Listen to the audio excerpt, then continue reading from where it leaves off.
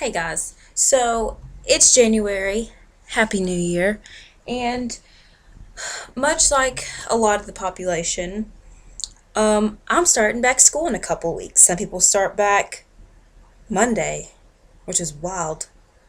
It's crazy. But I've seen in a lot of videos, everyone's talking about books, because that's one thing that as a college kid, you always stress about. Oh, BT dubs, this is my new toboggan that I got for Christmas. I'm so excited because I only had one that I've worn since I was like 10 years old. Anyways, that's something that you stress about as a college kid. Well, I'm going to tell you how to take that stress away, my loved ones. Now, I I'm not greedy. It's just that I can't keep a job for more than 2 weeks, mainly because I don't like being told what to do, and that's all they do at work is tell you what to do. I'm not good with that. But whenever it comes to like your financial aid refund, I like to keep that money and hold on to it until I get my next refund check. And for some people, that's spring and fall semesters, and then for some people, they go during school, fall, spring, and summer. That's what I do. So I get a refund 3 times a year, and because of that, I like to save my money and make it last over the few months. So I'll basically buy whatever it is that I need. Of course, being a recording industry major, you need a lot of musical things. Instruments, programs, better laptops, better headphones, yada yada yada, list goes on and on. So with my next few refund checks, I have tons of electronical things to buy. And um yeah, so that's why I decided to make this video about how to manage your refund. First of all, colleges don't tell you this. Some of them do, some of them don't. I've only had one school that I've been to tell me this. Out of the three that I've been to, two community colleges, one university. It was a community college. It was Motlow.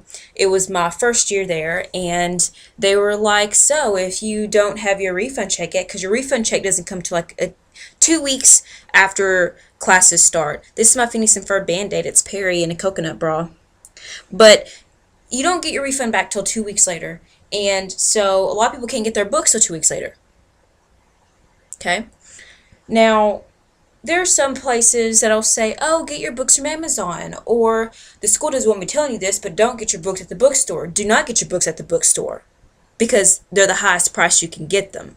And there are some books that cost like legit $300, and you're not going to pay $300 for a freaking book that you're not even going to keep, right? So, what you do is you go to the library and you ask them to see the book for whatever class that you need. You make copies, you go on about your business. That's what you do. A lot of colleges don't tell you that the library keeps the books behind the desk in the library for you to make copies and check out and things like that, but that's the exact reason why they have them. And if every teacher told their students that, A, there wouldn't be books left for everyone to check out, period. And B, the school wouldn't make money for the bookstore. And then you have some of the people that are just like, well, even if they do have that, what if everyone's checking out the book and I just rather have my own book. It's so much easier. Yeah, fine, whatever. Do what you do. I'm just saying what I do because I need to save my refund money. And there are a lot of people who think that once you add up the cost of constantly printing out pages that it'll come to the total of whatever book that you need to buy. That may be true. I'm too lazy and too terrible at math to actually do the math. I just know that a lot of my books with my major cost a hefty bit. And depending on what major you have, your books may not cost that much. Now, if all your books cost like a total of $20, then you, sir, are one lucky man and go do what you do. But there are some majors out there, especially the nursing majors, your books cost like $300 each. Okay? And so, yeah, it'd be better for you just to go off and make copies. It really would. But keep that in mind.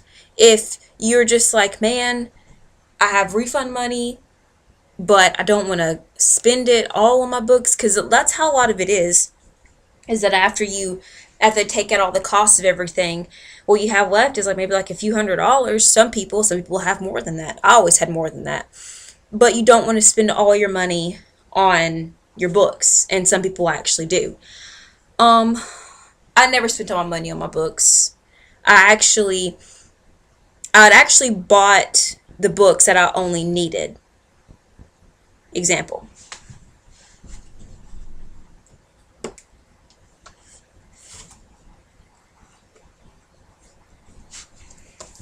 Here's just one of the books of the few that I had. This is my what class was this? I don't remember what class this was. Fundamentals of Music class, which is the class before you take music theory. I kept this book. It's a workbook. You can definitely sell it back if you don't use the pages. You can, you know, make copies like I have here. You can make copies of the workbook and just do that, and then you can sell the book back and get back a whole lot less than what you actually paid for it. But that's one of the many books that I keep because I'm going to need it eventually. You should always keep your books for your major because you never know when you're going to need it. Now, if you keep changing majors like an idiot, I'm sorry, you're not an idiot, you're just confused. If you keep changing majors like a confused person, then I feel sorry for you because you're going to have to be behind all these books. It's perfectly fine to be undecided. Perfectly fine. But you need to realize that you are spending a lot of money on all these books that you may or may not need. So if you're one of those indecisive people who cannot make up their mind about a major, then do not buy your books. I'm just telling you that right now. If you know that you're going to, if you change your major twice, you've only been in school for a semester, then you don't need to buy books. You need to just make copies, and then later on, whenever you actually finally decide what you need to do, buy the books then, or buy whatever you need then. But for those who do know what they're going to do, then only buy the books for your major, because you will most likely need them at some point in the future, and it's good to have a reference to look back at. So that way, whenever somebody's all, you don't know what you're talking about, you're all like, yeah, I do. So do that, make copies. Now, if you are the type of person who feels like you just have to have your own book, then go buy your own book. Slug Books is really well. Of course, Amazon is really well. If you had the Kindle, you could get the ebook, which is also pretty cheap. That's why I actually got my Nook, but you can't get a lot of the ebooks on the Nook. So I was actually going to take over my mom's Kindle and use that for school purposes only whenever I did need to buy books, because there are some books you have to buy, like at Chattanooga State Community College, and of course Chattanooga, Tennessee. They have their own books for their school. Like they have their own line of books. So like you can't go on Amazon and I'll show you. All right. This book, Writing on the River. This book is made specifically for Chattanooga State Community College. Okay? This is the first edition, and you can't get this book. I found my birthday card. My birthday was in September. My friend Rachel got me this. There was $5 in it. No, $15 in it. I was very happy because I love Napoleon ice cream. Anyways, this book is only made specifically for Chat State, and you can't find this book anywhere else. And whenever you can't find it somewhere else, it's an old edition, and they've already printed a new one. So if your school is like Chat State and they have their own books, then yes, you're going to be in the same boat that I was, and you have to buy the book. Which sucks because they purposely charge an arm and a leg because like this book cost, I think, $45, and it came with a version of Hamlet that I didn't need. So I didn't buy it. I was just like, well, I guess I'm just going to be stuck without the book. And I was. And I really didn't care because I ended up dropping that English class anyways.